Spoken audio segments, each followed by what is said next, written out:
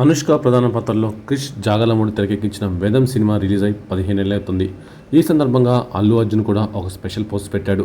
ఇక వేదం సినిమా సమయంలో ఓ ఆసక్తికర సంఘటన జరగా ఆ విషయాన్ని క్రిష్ పంచుకున్నాడు. వేదం సినిమా నుంచి అనుష్క పసుపు చీర కట్టుకొని వెనక్కి తిరిగి చూస్తున్న స్టిల్ని ప్రమోషన్స్లో బాగా వాడారు. హైదరాబాద్లోని చాలా చోట్ల అనుష్క ఫోటోని హోర్డింగ్గా పెట్టారట. పంజాగుట్ట సర్కిల్లో కూడా అనుష్క వెనక్కి తిరిగి చూస్తున్న ఫోటోని పెద్ద హోర్డింగ్గా పెట్టారు. దీంతో ఆ హోర్డింగ్లో అనుష్కను చూస్తూ వాహనదారులు యాక్సిడెంట్ల బారిన పడ్డారట. ఒకటి కాదు, రెండు కాదు, అలా ఏకంగా దాదాపు 40 యాక్సిడెంట్లు జరిగాయట. మరి పెద్ద యాక్సిడెంట్స్ కాకపోయినా అనుష్క హోర్డింగ్ చూస్తూ ముందు ఉన్న వాహనాలను ఢీకొట్టేవారట. ఇలా రెగ్యులర్గా యాక్సిడెంట్స్ జరుగుతుండడాన్ని గమనించిన పోలీసులు జీహెచ్ఎంసీ అధికారులతో కలిసి అనుష్క హోర్డింగ్ని తొలగించారట. అలా అనుష్క తన అందంతో ఎవరిని చూపు తిప్పుకొనివ్వకుండా చేసిందన్నమాట.